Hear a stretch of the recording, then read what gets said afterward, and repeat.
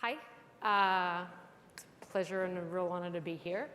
My name is Christine Alford, and I am a director at Microsoft in our partner experience and startup team. So what that means is I spend a really good chunk of my day working with teams who help recruit startups into the Microsoft partner ecosystem.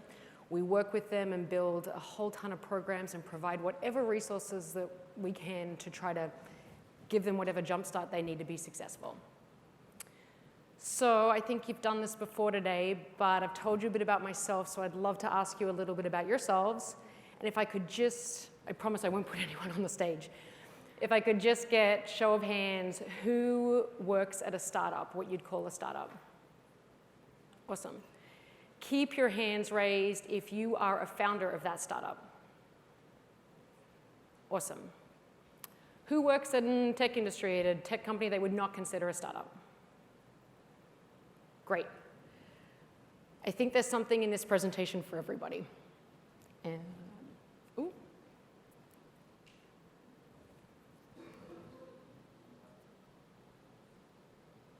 That is not the beginning. I will just talk you through the beginning. So Microsoft did a bunch of research just recently, actually, just last year. We went out, we spoke to a whole bunch of female founders across globally. We're basically focused on the major tech hubs right now, so think Tel Aviv, San Francisco, Seattle, New York, London, Berlin. And we sat down with these women for in-person interviews. And we asked them, hey, what are the biggest barriers for you thriving right now, for your company and for you in this environment thriving? And two, what do you think companies like Microsoft could do to help you in that? Some of the things I'm going to say are probably a little depressing, but some of them are repetitive to what we've already heard today, so I won't put you in too much of a deeper slump of depression. But I don't think these facts or what we hear should be thought of as being depressing. You don't know the situation you're in until you really know the situation you're in, and you can't plan to get out of it until you have full knowledge of it. So I like to think of all the facts that I think, don't feel so great as, now that I'm aware of it, I can now start to plan and get myself out of it. So what do you think was the #1 concern of the female founders that we talked to? The #1 thing that they want help with? Funding. It's not even a female problem, it's an every founder problem. Everyone's looking for funding all the time. However, what makes this problem a little bit more of a problem for females is we have harder access to funding. I went to a Y Combinator event a couple weeks ago, and they said that 2% of VC funding goes into female-founded startups. That's depressing. It's also empowering. You can use that stat to get around it. Co-gendered founding teams represent 17% of VC funding. Worse yet, it's enough that even if you just have a female on your founding team, you will on average receive less funding in your seed rounds. So all founders need help with funding. Women need particular help. What can the industry do about it? Well, we can invest. And we can control the way that we invest. And we can proactively look for the types of companies that are underrepresented. I loved Megan's talk half an hour ago. I love the change that she is part of making in the VC industry. We need representation. We need female voices sitting at those pitch tables, listening to us, who can relate to us and know where we're coming from, know our style of communication. Having representation at the tables that matter will help, change the statistics that we just heard. #2, I think this is where my slides begin. Networks. So, oh, wait, no, it's not. #2 was mentors. Mentorship is a big one. People want folks that can help them just get educated, remove blockers, help them learn. Women's mentor rings are much weaker than men's mentor rings. More than that, unfortunately, some of the negative backlash out of like a movement like the Me Too movement is some men are feeling intimidated.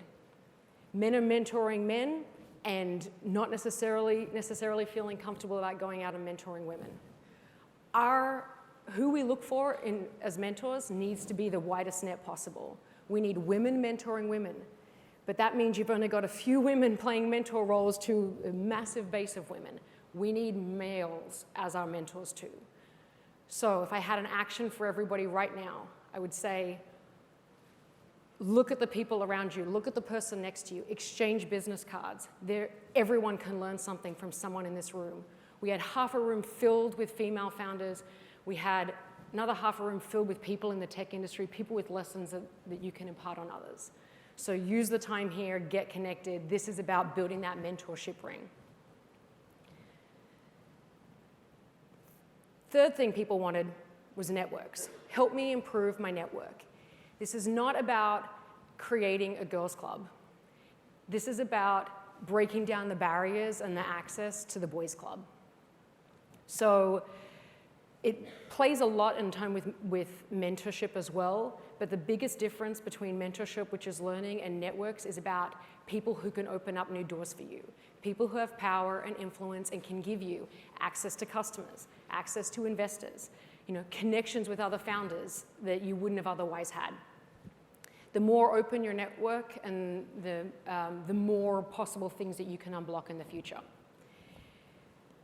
Another empowering fact, women's networks are way smaller than men's networks, all the way from university onwards. Our whole lives, we have a smaller, less influential network. So back to the action we had before, like look at the people around you. Who can you open up a new door for? Who can you remove a barrier for? Development was the fourth big thing.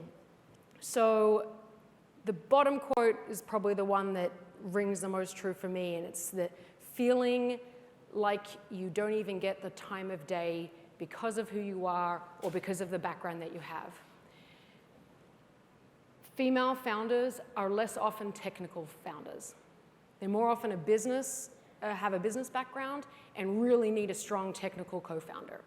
So there's that little less credibility that you have walking in the door when talking to a technical room that you need to overcome. So they want technical training. Business skill development training too, like training of all sorts. Often women are mothers who noticed a problem at home and said, I think I can solve it. I know nothing about business, but I've got a business idea and I'm going to jump in. Access to training is also a little bit more limited for females because even getting into things like accelerator programs are often not as easy to do. It often means going across the country, moving country, spending weeks away out of your home environment in order to do those boot camps.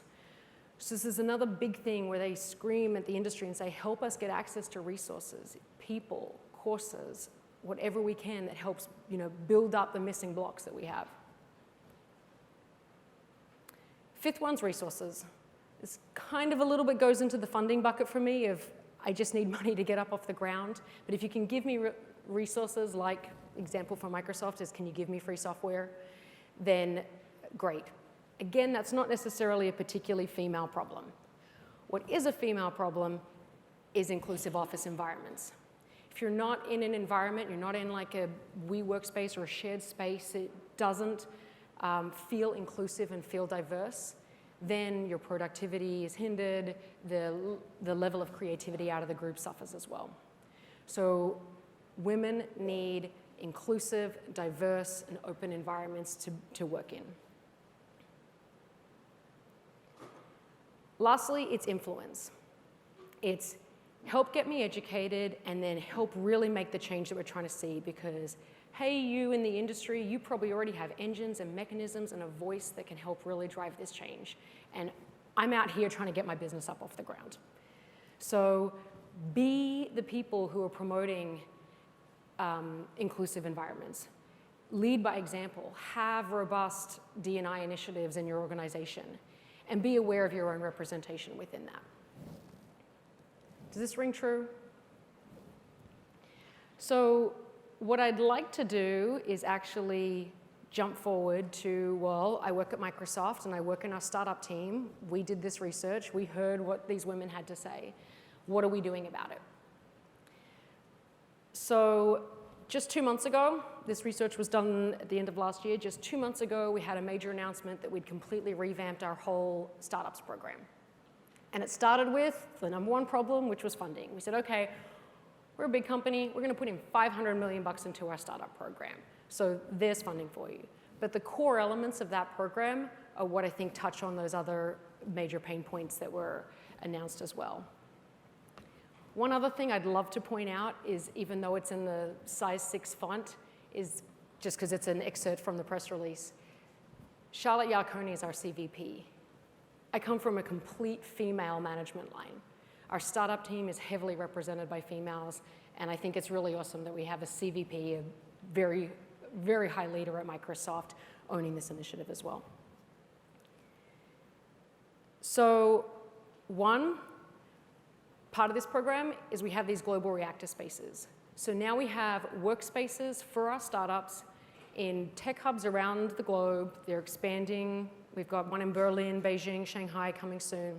But these are those inclusive environments where startups can connect with startups, where startups can connect and invite their partners, where they can invite their customers and they can host events, where we can bring in our technical resources and people who work at the company to help do the training and development that's asked for and have ongoing edification going on in these reactor spaces.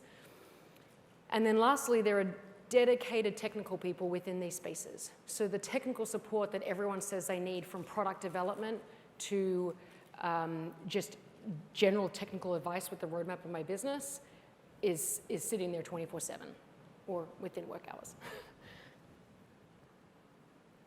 Investments. So I said we have the $500 million. This is part of increased investments that we have across 2 programs. So our Startup Scale-Up program and then our Microsoft Ventures program. So cool, it's money. That helps all founders, but what are we doing specifically that we think is about making that money help the female founders' plight? It comes back to, self-regulation, that we are making sure that we're constantly actively managing our portfolios, looking at who we're investing in. The photo here is from our Seattle team. We have strong representation of females, and that actually, again, that team's led by a woman. So making sure that we have diverse representation at the table so that we can be recruiting from recruiting in a diverse way as well.